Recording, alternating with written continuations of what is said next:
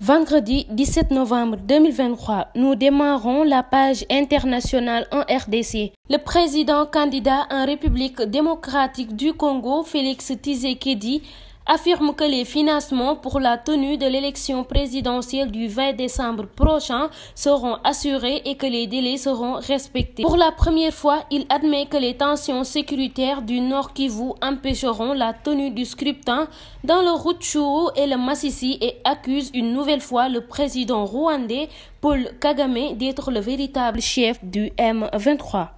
Poursuivons cette page hors de nos frontières aux États-Unis. Un train de passagers est entré en collision jeudi avec un engin de déjeunement faisant des dizaines de blessés à Chicago au nord des États-Unis selon les autorités locales. L'accident a fait 38 blessés, principalement des passagers, ont indiqué des responsables des sapeurs-pompiers lors d'une conférence de presse. Parmi ces blessés, 23 personnes ont été transportées vers les hôpitaux. 2 ou 3 sont gravement blessés. Toujours dans l'actualité hors de chez nous, aux Philippines, un séisme de magnitude 6,7 a frappé le sud des Philippines vendredi, selon l'Institut américain d'études géologiques, tandis que les autorités locales ont prévu qu'il n'y avait de potentiels dommages. Aucune menace de tsunami n'a été émise après le tremblement de terre qui s'est produit sur l'île de Mindanao à une profondeur de 78 km à 8h14 GMT. Toujours dans l'actualité internationale, direction pays Marianne. Le sénateur Les Dépendants Loire-Atlantique Joël Guerriot a été placé en garde à vue jeudi 16 novembre à Paris.